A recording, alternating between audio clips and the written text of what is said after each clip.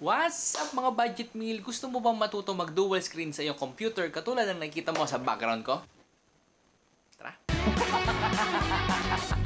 Gusto ko yan. Ano nga ba yung kakailanganin mo para mag-dual screen sa iyong computer? Siyempre, kakailanganin mo ng extrang monitor. And dapat yung monitor na yon compatible sa computer mo. Para malaman mo kung ano yung compatible na monitor sa computer mo, kailangan may konting background ka sa computer. Yung computer kasi natin, may mga components yan which consist of the following. Meron yang power supply or PSU, meron din yang RAM or memory, meron yang motherboard, meron yang CPU or processor, meron din yang hard drive, meron ding GPU or graphics card. Pero to simplify things, ang kailangan mo lang i-take note dito, yung graphics card, yung motherboard, saka yung CPU. Yung GPU or graphics card, ganito itsura niya, nasa likod yang ng computer mo. Mamaya papakita ko yung itsura ng likod ng computer. So sa likod ng computer mo, pag nakakonect tong GPU, ito ang output niyan. Nakadepende ngayon yung output ng GPU mo kung compatible to sa monitor mo. Kung walang GPU yung computer mo, ibig sabihin, ang kailangan mong tignan yung output ng motherboard mo or ng I/O mo. Ganito itsura nun. Ito yung sample ng output ng motherboard mo. Ito medyo maliit para madaling buhatin. So, dito mo titignan yung output. Pero syempre, i-demo natin ngayon sa computer natin. Ito yung typical computer natin. Yung GPU, ito yung nandito. Makikita nyo may mga output yan. May mga time na ibang GPU nandito sa taas. Depende sa orientation ng casing mo. Pero usually nandito yan sa baba. So ito naman yung motherboard.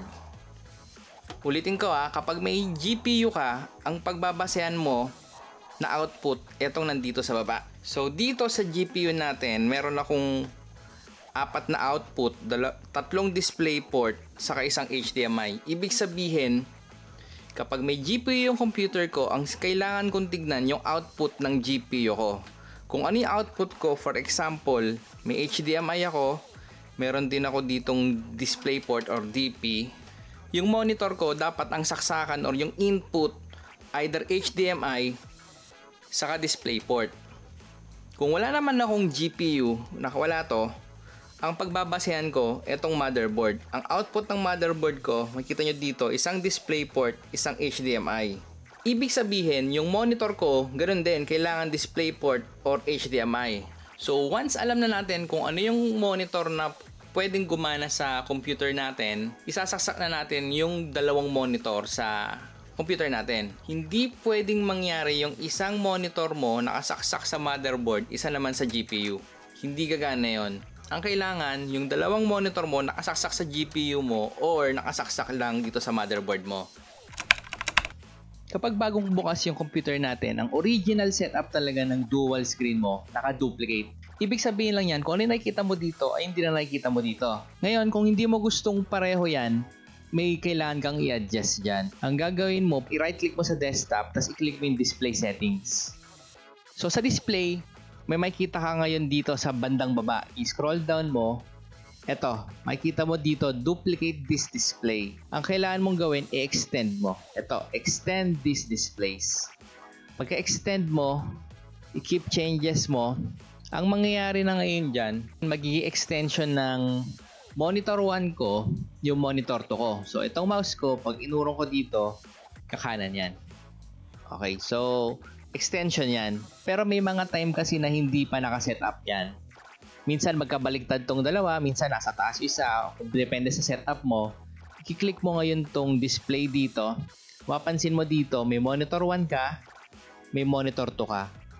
I-identify mo lang ngayon muna. Pindutin mo identify, lalabas yan. Ito yung monitor 1, ito yung monitor 2. Ulit, monitor 1, monitor 2. Ibig sabihin dito, 1 saka 2. Ang gagawin mo lang ngayon, kung sakaling setup mo, nasa taas yung monitor 2 mo, gagawin mo, itataas mo. Kung nasa yung monitor mo, nasa kaliwa, ikakaliwa mo ngayon dito. So, ganun lang mangyayari dyan.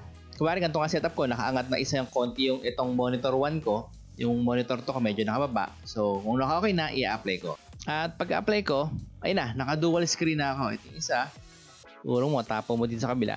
Yan. Yan na, okay na. At yun, ganun lang kadali mag-dual screen sa iyong computer.